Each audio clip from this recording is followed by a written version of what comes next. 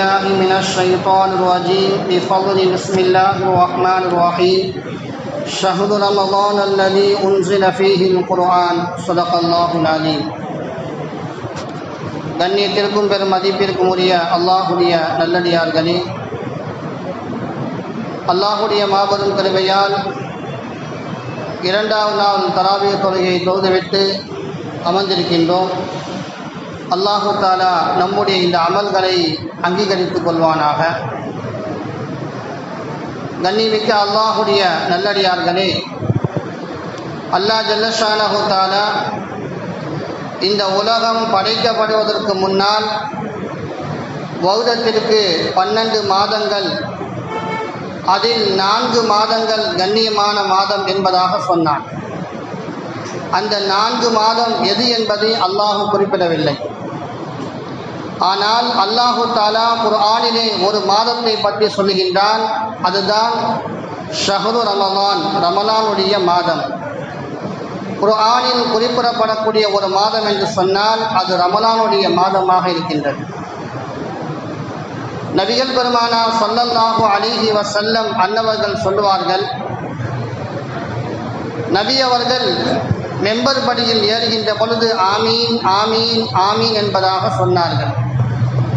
சஹாபாக்கள் விளக்கம் கேட்கின்ற பொழுது நபி அவர்கள் சொன்னார்கள், முதல் படியில் நான் கால் வைக்கின்ற பொழுது ஜிப்ராயில் அலைஹிஸ்ஸலாம் அன்னவர்கள் வந்து கேட்டார்கள். சொன்னார்கள், யார் ரமலான் மாதத்தை அடைந்து அந்த ரமலான் மாதத்தில் அவன் செய்த பாவங்களுக்காக அல்லாஹ்விடம் பரிகாரம் தேடவில்லையோ, பாவ மன்னிப்பு தேடவில்லையோ, அவன் நாசமாகட்டும் என்பதாக சொன்னார்கள். நான் ஆமீன் என்பதாக சொன்னேன். இரண்டாவது படியில் கால் வைக்கின்ற பொழுது பெற்றோர்கள் இருவருமோ அல்லது ஒருவரோ இருந்து அவர்களுக்கு பணிவிடை செய்யாமல், அவர்களுக்கு பரிந்துரை செய்யாமல், உபகாரம் செய்யாமல் யார் இருக்கின்றானோ அவன் நாசம் அடையட்டும் என்பதாக சொன்னார்கள். நான் ஆமீன் என்பதாக சொன்னேன். மூன்றாவது படியில் கால் வைக்கின்ற பொழுது என் மீது ஸலவாத்து சொல்லப்பட்டு, என் பெயர் சொல்லப்பட்டு யார் ஸலவாத்து சொல்லவில்லையோ அவன் நாசமாகட்டும் என்பதாக சொன்னார்கள். நான் ஆமீன் என்பதாக சொன்னேன் என்பதாக நபி அவர்கள் சொல்லுவார்கள். அப்போ நபிகள் பெருமானார் ஸல்லல்லாஹு அலைஹி வஸல்லம் அன்னவர்கள் இந்த ரமலானுடைய மாதம் என்பது நம்முடைய பாவங்களை கரிக்கக்கூடிய ஒரு மாதமாக இருக்கின்றது. இந்த மாதத்திலே பாவங்களை எல்லாம் அல்லாஹு தஆலா கழுவி கரித்து பரிசுத்தமாக்குகின்றான். அப்பேற்பட்ட உன்னதமான இந்த ரமலானுடைய மாதத்தில் நாம் முதலாவது பேணக்கூடிய ஒரு விஷயம் என்று சொன்னால் நம்முடைய நாவை பாதுகாத்து கொள்ள வேண்டும். நபிகள் பெருமானார் ஸல்லல்லாஹு அலைஹி வஸல்லம் அன்னவர்கள் சொல்லுவார்கள், 2 கபர்களுக்கு வேதனை அளிக்கின்றது. அவர்கள் இருவருமே மிகப்பெரிய பாவங்கள் செய்யவில்லை. ஒருவர் சிறுநீர் கழித்துவிட்டு சுத்தம் செய்யாதின் காரணமாக, இன்னொருவர் அடுத்தவர்களை பற்றி புறம் பேசியதின் காரணமாக என்பதாக நபிகள் பெருமானார் ஸல்லல்லாஹு அலைஹி வஸல்லம் அன்னவர்கள் சொன்னார்கள். அதே போன்று 2 பெண்மணிகள் நோன்பு வைத்துக்கொண்டு வயிற்று வலியால் துடிதுடித்து கொண்டிருந்தார்கள். சஹாபாக்கள் நபியிடம் சொன்னார்கள், யா ரசூலல்லாஹ், இந்த 2 பெண்மணிகளும் நோன்பு வைத்துக்கொண்டு வயிற்று வலியால் துடிக்கின்றார்கள் என்பதாக சொன்னார்கள். நபி அவர்கள் எந்த பதிலும் சொல்லவில்லை. மறுபடியும் வந்து சொன்னார்கள், யா ரசூலல்லாஹ், அந்த பெண்கள் வயிற்று வலியால் அதிகமாக கஷ்டப்படுகின்றார்கள் என்பதாக சொன்னார்கள். நபி அவர்கள் அப்போதும் எந்த பதிலும் சொல்லவில்லை. மூன்றாவது முறையாக வந்து சொன்னார்கள், யா ரசூலல்லாஹ், அந்த 2 பெண்களும் அந்த வயிற்று வலியால் இறந்து போயிடுவார்களோ என்று நினைக்கின்றோம். அந்த அளவுக்கு அவர்கள் வயிற்று வலியால் கஷ்டப்படுகிறார்கள் என்று சொன்னார்கள். அப்போது நபிகள் பெருமானார் ஸல்லல்லாஹு அலைஹி வஸல்லம் அன்னவர்கள் அந்த 2 பெண்மணிகளையும் வரவழைத்து இருவர்களுக்கும் ஒரு பாத்திரங்களை கொடுத்து வாந்தி எடுக்கும்படி சொன்னார்கள். இருவரும் வாந்தி எடுத்தார்கள். அதில் இரத்தங்களும் கரித்துண்டுகளும் சீல் சலங்களும் வந்தது. நபி அவர்கள் சொன்னார்கள், இவர்கள் ஹலாலான உணவை கொண்டு நோன்பு நோட்டார்கள், ஆனால் இவர்கள் ஹராமான பேச்சுக்களை பேசியிருக்கின்றார்கள். ஹலாலான உணவை கொண்டு நோன்பு நோட்டுவிட்டு ஹராமான பேச்சுகள் அடுத்தவர்களை பற்றி புறம் பேசியிருக்கின்றார்கள். அதனால் இவர்களால் நோன்பை முழுமைப்படுத்த முடியவில்லை என்பதாக நபிகள் பெருமானா ஸல்லல்லாஹு அலைஹி வஸல்லம் அன்னவர்கள் சொன்னார்கள். நாம் யாரையாவது பற்றி புறம் பேசணும் என்று சொன்னால் நம்முடைய நோன்புடைய பலன் அனைத்துமே அது வீணாகி போய்விடும். ஒரு முறை நபி ஸல்லல்லாஹு அலைஹி வஸல்லம் அன்னவர்கள் ஒரு சஹாபி பெண்மணியை விருந்துக்காக அழைத்தார்கள். அந்த சஹாபி பெண்மணி சொன்னார்கள், யா ரசூலல்லாஹ், நான் நோன்பு வைத்திருக்கிறேன் என்பதாக சொன்னார்கள். நபி அவர்கள் சொன்னார்கள், நீங்கள் நோன்பு நோக்கவில்லை. மறுபடியும் ஒரு நாள் நபி அவர்கள் அந்த பெண்மணியை விருந்துக்காக அழைக்கின்றார்கள். அப்பொழுதும் அந்த பெண்மணி சொல்கின்றால், யா ரசூலல்லாஹ், நான் நோன்பு வைத்திருக்கிறேன் என்பதாக சொல்லி நபி அவர்கள் சொன்னார்கள், நீங்கள் நோன்பு நோக்கவில்லை என்பதாக. பிறகு மூன்றாவது நாள் ஒரு முறை நபி அவர்கள் அந்த பெண்மணி விருந்துக்காக அழைக்கின்றார்கள். அப்பொழுதும் அந்த பெண்மணி சொன்னார்கள், யா ரசூலல்லாஹ், நான் நோன்பு வைத்திருக்கிறேன் என்பதாக சொன்னார்கள். அப்போது நபி அவர்கள் சொன்னார்கள், இன்றுதான் நீங்கள் உண்மையாக நோன்பு வைத்திருக்கிறீர்கள். இதற்கு முன்னால் 2 நாட்கள் நோன்பு வைத்தீர்கள். ஆனால் நோன்பு வைத்துக் கொண்டு அடுத்தவர்களை பற்றி நீங்கள் புறம் பேசினீர்கள். அதனால் உங்களுடைய நோன்பின் மூலமாக எந்த ஒரு பிரதிபலிப்பும் உங்களுக்கு கிடைக்கவில்லை. ஆனால் இன்றுதான் நீங்கள் உண்மையாக யாரை பற்றி எந்த கீபத்தும் பேசாமல் நோன்பு வைத்திருக்கின்றீர்கள். அதனால் இன்றுதான் உங்களுடைய நோன்பு உங்களுக்கு முழுமையாக அடைந்திருக்கின்றது என்பதாக நபிகள் பெருமானா ஸல்லல்லாஹு அலைஹி வஸல்லம் அன்னவர்கள் சொல்வார்கள். எனவே கண்ணிமிக்க அல்லாஹுடைய நேரடியார்களே, நாம் இந்த ரமலானுடைய மாதத்தில் முதலாக பேணக்கூடிய விஷயம் நம்முடைய நாவை பேணி பாதுகாப்பதுதான். அதே போன்று ரமலானுடைய மாதம் வந்துவிட்டாலே நம்முடைய பிள்ளைகளுக்கு அதிலே குழப்பங்கள் ஏற்பட்டு கொண்டுதான் இருக்கின்றது. 1400 ஆண்டுகளாக இந்த ரமலானுடைய மாதத்தில் தராவீஹ் தொழுகை நடந்து கொண்டுதான் இருக்கின்றது. அந்த 1400 ஆண்டுகளில் சுமார் 1350 ஆண்டுகளாக எந்த ஒரு குழப்பமும் இன்றி 20 ரக்காயத்துகள் தான் தொழுது வரப்பட்டிருக்கின்றது. சுமார் 30-35 ஆண்டுகளாகத்தான் இந்த 20 ரக்காயத் என்பத குழப்பம் ஏற்பட்டிருக்கின்றது. இன்னும் சில பேர்கள் கேட்கின்றார்கள், ஹஜ்ரத் அவர்களே, இன்னைக்கு தராவீஹுடைய தொழுகை மக்கா மதீனாவில் கூட 8 ரக்காயத் தொழுகிறார்களே, நீங்கள் எப்போதுதான் அதை மாற்றுவீர்கள் என்பதாக கேட்கக்கூடிய அளவுக்கு வந்துவிட்டார்கள். கண்ணிமிக்க அல்லாஹுடைய நல்லடியார்களே, 1400 ஆண்டுகளில் 1350 ஆண்டுகள் வரை 20 ரக்காயத்து தான் எல்லோரும் தொழுதிருக்கின்றார்கள். நபி ஸல்லல்லாஹு அலைஹி வஸல்லம் அன்னவர்களை பற்றி ஆயிஷா ரலியல்லாஹு அன்ஹா அவர்கள் அறிவிக்கக்கூடிய ஹதீஸ் இருக்கின்றதே, அது நபி ஸல்லல்லாஹு அலைஹி வஸல்லம் அன்னவர்கள் 8 ரக்காயத் தொழுதார்கள் என்பது ரமலானில் மட்டுமல்ல, ரமலானிலும் ரமலான் அல்லாத காலங்களிலும் நபி அவர்கள் 8 ரக்காயத்தை விட கூடுதலாக தொழுகவில்லை என்பதாக நபி அவர்கள் ஆயிஷா ரலியல்லாஹு அன்ஹா அவர்கள் சொல்லுவார்கள். அப்போ நபி ஸல்லல்லாஹு அலைஹி வஸல்லம் அன்னவர்கள் ரமலானிலும் சரி ரமலான் அல்லாத காலங்களும் சரி 8 ரக்காயத்து தான் தொழுதிருக்கிறார்கள் என்பதாக ஆயிஷா ரலியல்லாஹு அன்ஹா அவர்கள் சொல்லுகின்றார்கள். இது நபி ஸல்லல்லாஹு அலைஹி வஸல்லம் அன்னவர்கள் இரவு தொழுகையாக தொழுத தொழுகை, தஹஜ்ஜுடைய தொழுகையாக தொழுத தொழுகை. நாம் தொழுவது தராவீஹுடைய தொழுகை. இந்த தராவீஹுடைய தொழுகை நபி அவர்கள் தொழுதிருக்கிறார்களா என்று பார்த்தோம் என்று சொன்னால், முஸ்னத் அஹ்மத் என்ற கிதாபிலே வருகின்றது, நபி ஸல்லல்லாஹு அலைஹி வஸல்லம் அன்னவர்கள் ரமலானுடைய மாதத்தில் ஒரு நாள் பள்ளிவாசலுக்கு வந்து தொழுதார்கள். அவர்கள் தொழுது முடித்துவிட்டு வீட்டிற்கு சென்ற பொழுது அவர்களோடு சில சஹாபாக்கள் தொழுதார்களே, அந்த சஹாபாக்கள் எல்லாம் மறுநாள் காலையிலே மற்ற சஹாபாக்களுக்கு சொன்னார்கள், இன்று நபி ஸல்லல்லாஹு அலைஹி வஸல்லம் அன்னவர்கள் தராவீஹ் தொழுதார்கள், இரவு நேரத்திலே வணக்கங்கள் செய்தார்கள் என்பதாக சொல்லும் பொழுது இன்னும் சில சஹாபாக்கள் வந்து நபியுடைய தொழுகையில் ஈடுபடுவதற்காக மறுநாள் கூடினார்கள். 2வது நாள் நபி அவர்கள் தொழுக வைத்தார்கள், சஹாபாக்கள் தொழுதார்கள். 3வது நாள் இது பரவி போய் எல்லா மக்களும் வந்துவிட்டார்கள். மதீனாவுடைய அந்த மஸ்ஜிதில் நிரம்பக்கூடிய அளவுக்கு, மஸ்ஜிதில் இடமில்லாத அளவுக்கு மக்கள் கூடிவிட்டார்கள். அந்த 3வது நாளும் நபி அவர்கள் தொழுக வைத்தார்கள். 3 நாள் முடிந்ததற்கு பிறகு நபி ஸல்லல்லாஹு அலைஹி வஸல்லம் அன்னவருடைய செய்தியை கேட்டு எல்லா சஹாபாக்களும் பள்ளியிலே வந்து அமர்ந்து விட்டார்கள். நபியோடு சேர்ந்து தொழுவதற்காக வேண்டி, இந்த தொழுகையிலே ஈடுபடுவதற்காக வேண்டி எல்லா சஹாபாக்களும் கூடிவிட்டார்கள். ஆனால் நபி ஸல்லல்லாஹு அலைஹி வஸல்லம் அன்னவர்கள் வீட்டை விட்டு வெளியில் வரவில்லை. சஹாபாக்கள் கனைத்து பார்க்கின்றார்கள், பொடி கற்களை அதை தூக்கி போட்டு பார்க்கின்றார்கள். நபி அவர்கள் எப்படியாவது அவர்களுக்கு அந்த யோசனை வந்து வெளியிலே வந்து தொழுக வைக்க வேண்டும் என்பதற்காக வேண்டி எவ்வளவோ செய்து பார்த்தார்கள். ஆனால் நபி ஸல்லல்லாஹு அலைஹி வஸல்லம் அன்னவர்கள் வீட்டை விட்டு வெளியிலே வரவில்லை. சுபுஹுக்கு தான் வந்தார்கள்.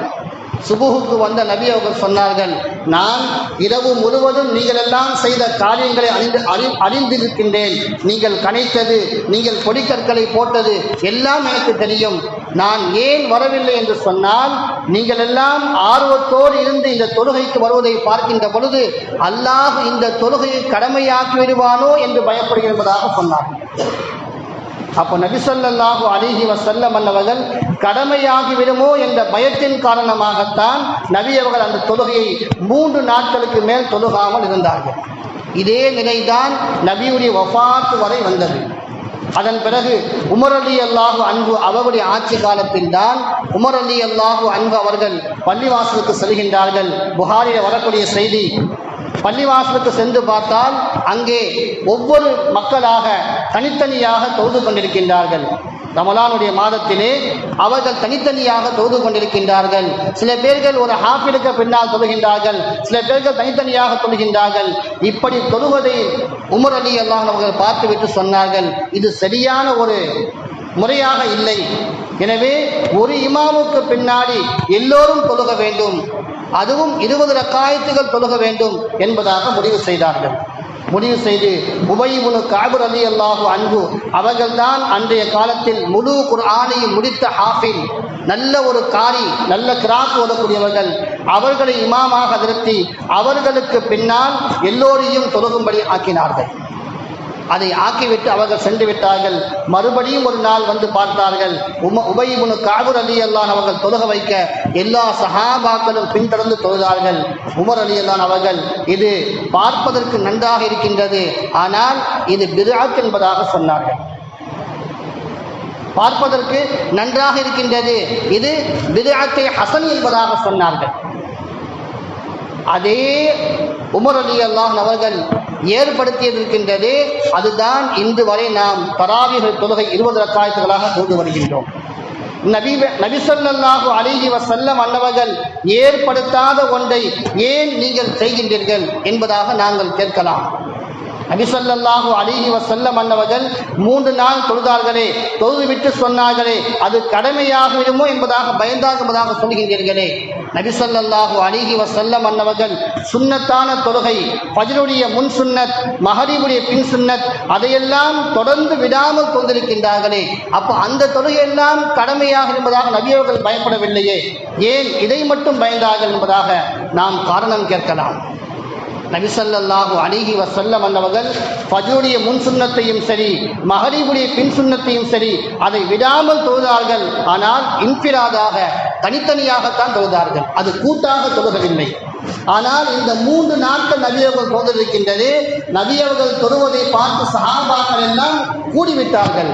அந்த கூடி செய்ததின் காரணமாகத்தான் நபி அவர்கள் இது கடமையாக விடுமோ என்று பயந்தார்கள். ஆனால் உமர் ரலியல்லாஹு அவர்கள் ஏற்படுத்தினார்களே, ஏன் அவர்கள் ஏற்படுத்தினார்கள் சொன்னால், நபி ஸல்லல்லாஹு அலைஹி வஸல்லம் அன்னவர்கள் ஏற்படுத்தினால்தான் அது கடமையாக ஆகும். உமர் ரலியல்லாஹு அவர்கள் ஏற்படுத்தினால் அது கடமையாக ஆகாது. அதனால்தான் இன்று வரை தராவீஹுடைய தொழுகை சுன்னத் என்பதாக நாம் சொல்லி வருகின்றோம். தராவீஹ் என்று சொன்னால் என்ன? ராஹத் பெறுவது. 4 அலி ரலியல்லாஹு அவர்கள் சொல்லுவார்கள், தராவீஹுடைய தொழுகையில் 4 ரக்காயத்துக்கு ஒரு முறை அமர வேண்டும். எந்த அளவுக்கு அமர வேண்டும்? 4 ரக்காயத்து எப்படி தொழுதோமோ அதே அளவுக்கு 4 ரக்காயத்துக்கு மத்தியில் அமர வேண்டும். 20 ரக்காயத்து முடிந்ததற்கு பிறகு வித்ரு தொழுவதற்கு முன்னால் அங்கேயும் 4 ரக்காயத்து அளவுக்கு அமர வேண்டும் என்பதாக அலி ரலியல்லாஹு அவர்கள் சொன்னார்கள். இப்படி அமரும் பொழுது அமைதியாக நாம் அமர்ந்திருப்போமா? யாரையாவது பற்றி கீபத்து பேசுவோம், ஏதாவது புறம் பேசுவோம், ஏதாவது தேவையில்லாத பேச்சுக்களை பேசிவிடுவோம். அதனால்தான் இமாம்கள் ஏற்படுத்தினார்கள், அந்த இடைப்பட்ட நேரத்திலே 4 ரக்காயத்துக்கு மத்தியில் அமரக்கூடிய நேரத்திலே தஸ்பீகளை ஓதுவதற்காக, துஆக்கள் செய்வதற்காக இமாம்கள் ஏற்படுத்தினார்கள். அஷ்ஹது அல்லா இலாஹ இல்லல்லாஹு வ அஷ்ஹது அன்ன முஹம்மதன் அப்துஹு வ ரசூல் என்பதாக சொல்லுகின்றமே. 4 ரக்காயத்துக்கு பிறகு நபி ஸல்லல்லாஹு அலைஹி வஸல்லம் அவர்கள் சொல்லுவார்கள், யார் ஒலு செய்ததற்கு பிறகு அஷ்ஹது அல்லா இலாஹ இல்லல்லாஹு வ அஷ்ஹது அன்ன முஹம்மதன் அப்துஹு வ ரசூல் என்பதாக சொல்லுகின்றாரோ அவருக்காக வேண்டி சுவனத்துடைய 8 வாசல்கள் திறக்கப்படுகின்றது. அவர் விரும்பிய வாசல் வழியாக சூழம் சொல்லாம்பதாக நபி ஸல்லல்லாஹு அலைஹி வஸல்லம் அன்னவர் சொன்னார்கள். அவ்வளவு உயர்ந்த ஒரு தஸ்பீஹை தான், உயர்ந்த ஒரு கலிமாவைத்தான் அங்கே எடுக்கப்பட்டிருக்கிறது. அதே போன்று 2வது 4 ரக்காயத்துக்கு பிறகு ஸலவாத்துகள் ஓதப்படுகின்றது. அந்த ஸலவாத் இருக்கின்றது, நபி ஸல்லல்லாஹு அலைஹி வஸல்லம் அன்னவர்கள் மீது ஒரு முறை ஸலவாத்து சொன்னால் அல்லாஹு தஆலா நம்முடைய பாவங்களை மன்னிக்கின்றான், நம்முடைய பாவங்களுக்கு பகரமாக நன்மைகளை கொடுக்கின்றான், அந்தஸ்துகளை உயர்த்துகின்றான். அதே போன்று 3வது 4 ரக்காயத்துக்கு பிறகு அமர்கின்றமே, அப்போது 3வது கலிமாவை ஓதுகின்றோம். 3வது கலிமா இருக்கின்றது, அது 99 நோய்களுக்கு மருந்து. நபி அவர்கள் சொன்னார்கள், 3வது கலிமாவிலே லா ஹவுல வலா குவத்த இல்லா பில்லா என்று இருக்கின்றதே, அந்த லா ஹவுல வலா குவத்த இல்லா பில்லா என்பது 99 நோய்களுக்கு மருந்து. அந்த 99 நோய்களிலே குறைந்த நோயாக நபி அவர்கள் சொல்லுவார்கள், கவலை இருக்கின்றதே, அந்த கவலைக்கான மருந்தாக சொல்வார்கள். இன்னைக்கு நாம் கவலை தான் மிகப்பெரிய நோயாக இருக்கின்றது. ஒரு மனிதனுக்கு கவலை வந்துவிட்டால் அவனுக்கு தூக்கம் போய்விடுகின்றது. தூக்கம் போய்விட்டால் எல்லா இடத்திலையும் அவன் டென்ஷன் ஆகின்றான், எல்லா நோய்களும் அவனுக்கு ஆட்டோமேட்டிக்காக வந்து விடுகின்றது. அப்போ அந்த கவலையை போக்கக்கூடியது 3வது கலிமா என்பதாக நபி அவர்கள் சொல்லுவார்கள். அதே போன்று அடுத்த 4 ரக்காயத்துக்கு பிறகு நாங்கள் அமர்கின்ற பொழுது சுப்ஹானல்லாஹி பிஹம்திஹி சுப்ஹானல்லாஹில் அஸீம் என்பதாக சொல்லுகின்றமே, அது நபி ஸல்லல்லாஹு அலைஹி வஸல்லம் அவர்கள் கற்றுக் கொடுத்த ஒரு தஸ்பீஹ். நபி அவர்கள் சொல்லுவார்கள், திராசுடைய தட்டிலே கனத்தை கொடுக்கக்கூடிய தஸ்பீஹ், மீசானுடைய தராசிலே கனத்தை கூட்டக்கூடிய தஸ்பீஹ், நாளை மறுமையிலே ரஹ்மானிடத்திலே எந்த ரஹ்மானுடைய பிரியத்தை பெறக்கூடிய தஸ்பீஹ் சுப்ஹானல்லாஹி பிஹம்திஹி சுப்ஹானல்லாஹில் அஸீம் என்ற தஸ்பீஹ். அதே போன்று சுப்ஹானல்லாஹி வ பிஹம்திஹி சுப்ஹானல்லாஹி பிஹம்திஹி அஸ்தக்ஃபிருல்லாஹ் அஸ்தக்ஃபிருல்லாஹ் என்பதாக கடைசியில் சொல்லுகின்றமே, அந்த அஸ்தக்ஃபிருல்லாஹ் என்பது இருக்கின்றது, அந்த திக்ர் இருக்கின்றது, அது ஒருவன் போர்க்களத்திற்கு சென்று எதிரியோடு போரிடுகின்றான், போரிட்டு கொண்டிருக்கின்ற பொழுது திடீரென்று முகஸ்துதியாக அவன் அந்த போரை விட்டு திரும்பிவிட்டான். அப்படி திரும்பிவிட்டான்னு சொன்னால் அது மிகப்பெரிய ஒரு குற்றமாக இருக்கின்றது, மிகப்பெரிய ஒரு பாவம். அப்பேற்பட்ட பாவம் செய்த ஒருவன் கூட அஸ்தக்ஃபிருல்லாஹ் அல்லதீ லா இலாஹ இல்லா ஹுவல் ஹய்யுல் கய்யூம் வ அதூபு இலை என்ற தஸ்பீஹை, என்ற திக்ரை, என்ற இஸ்திஃபாரை சொன்னான் என்று சொன்னால் அந்த பாவங்களை அல்லாஹ் மன்னிக்கின்றான், அந்த பாவங்களை அல்லாஹ் மன்னிக்கின்றான். அப்பேற்பட்ட தஸ்பீஹ்களை தான் இந்த தராவீஹ் தொழுகையிலே ஒவ்வொரு 4 ரக்காயத்துக்கு இடையிலே ஓதப்படுகின்றது. ஆனால் இன்று அந்த தஸ்பீஹ்கள் நாம் எல்லோரும் ஓதுவதே கிடையாது. எல்லோரும் என்ன நினைக்கின்றோம், இமாம் ஓதினால் போதும், முஅத்தின் ஓதினால் போதும், முதல் சஃபில் உள்ளவர் ஓதினால் போதும், நாம் எல்லாம் பின்னால் பேசிக்கொண்டும் அரக்கடித்துக் கொண்டு தான் இருப்போம் என்பதாக இருக்கிறோம். கண்ணிமிக்க அல்லாஹுடைய நடிகார்களே, இந்த ரமலானுடைய மாதம் என்பது அல்லாஹ் நமக்கு கொடுத்த ஒரு மிகப்பெரிய ஒரு உன்னதமான மாதம். இந்த மாதத்தில் செய்யக்கூடிய ஒவ்வொரு அமலுக்கும் அல்லாஹு தஆலா 1க்கு 70 கூலியை கொடுக்கின்றான். ஒரு நோன்பு வைத்தோம் என்று சொன்னால் 70 நோன்புடைய சவாபை கொடுக்கின்றான். ஒரே ஒரு முறை ஒரு ரக்காய் தொழுதோம் என்று சொன்னால் 70 ரக்காய் தொழுத சவாபை அல்லாஹ் கொடுக்கின்றான். இப்படி நாம் என்ன அமல்கள் இந்த மாதத்தில் செய்தாலும் அதற்கு 1க்கு 70 அல்லாஹ் தஆலா கொடுக்கின்றான். அவ்வளவு மிகப்பெரிய நன்மைகளை கொடுக்கக்கூடிய ஒரு மாதம் தான் இந்த ரமலானுடைய மாதம். அதனால் இந்த மாதத்தை நாம் வீணடிக்காமல், யாரை பற்றியும் எந்த புறமும் பேசாமல், யாரிடத்திலும் எந்த கீபத்தும் இல்லாமல், அல்லாஹ்விடத்திலே அதிகமாக பாவம் மன்னிப்பு தேடுவதிலும், அல்லாஹ்வை அதிகமாக தஸ்பீஹ் செய்வதிலும், அல்லாஹ்வை அதிகமாக புகழக்கூடியவர்களாக நாம் மாற வேண்டும். அதே சமயத்திலே ரமலானுடைய மாதத்திலே நாம் பயானாக கேட்பதன் மூலமாக எந்த ஒரு பயனும் நாம் அடையவில்லை.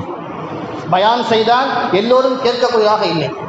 அதனால் இனி இன்ஷா அல்லாஹ் இந்த ரமலானுடைய மாதத்திலே தராபீஹு பிறகு நாம் பயானாக இல்லாமல் நாம் மார்க்கத்துடைய சட்டத்திட்டங்களை நாம் தெரிந்து கொள்ள வேண்டும். மசாயில்கள், தொழுகையுடைய முறை என்ன, நோன்புடைய முறை என்ன, நோன்பு நாம் நொறுக்கின்றோம், சஹரிலே சாப்பிடுகின்றோம், இஃப்தாரிலே சாப்பிடுகின்றோம், இடைப்பட்ட நேரத்திலே எந்த ஒரு அமலும் செய்யவில்லை என்று சொன்னால் நாய் பட்டினி கிடப்பதை போன்றுதான். அதனால் நோன்பு என்று சொன்னால் எப்படி இருக்க வேண்டும், அந்த நோன்பு எதனால் முறியும், எதனால் நோன்பு முறியாது, ஜகாத் எப்படி கொடுக்க வேண்டும், தொழுகை எப்படி தொழுக வேண்டும், இது போன்ற மார்க்கத்துடைய சட்டங்களை ஒவ்வொரு நாளும் நாம் கண்டிப்பாக தெரிந்து கொள்வோம். அதனால் எல்லோரும் அந்த பயானை கேட்க வேண்டும், மார்க்கத்துடைய சட்டங்களை தெரிந்து கொள்ள வேண்டும். பின்னால் நமக்கு எங்கேயாவது வழியிலே செல்கின்ற பொழுது அந்த சட்டங்கள் நமக்கு ஒரு நல்ல ஒரு மாற்றத்தை ஏற்படும். அதனால் இன்ஷா அல்லாஹ் வருங்காலங்களிலே வரும் நாட்களிலே கவனமாக பயான்களை கேட்போம், சட்டத்திட்டங்களை தெரிந்து கொள்வோம். தொழுகை சட்டமாக இருந்தாலும் ஜகாத்துடைய சட்டமாக இருந்தாலும் எந்த சட்டங்களையும் முழுமையாக தெரிந்து அதன் பிரகாரம் அமல் செய்தோம் என்று சொன்னால் அதற்கான கூலி அல்லாஹ் நிச்சயமாக முழுமையாக தான் அல்லாஹ் தஆலா கொடுப்பான். அந்த பாக்கியங்களை அல்லாஹ் தஆலா எனக்கும் உங்களுக்கும் தந்தன் புரிவானாக. வாஹிதுல் அல்ஹம்துலில்லாஹி ரப்பில் ஆலமீன். அஸ்ஸலாமு அலைக்கும் வரஹ்மத்துல்லாஹி தஆலா.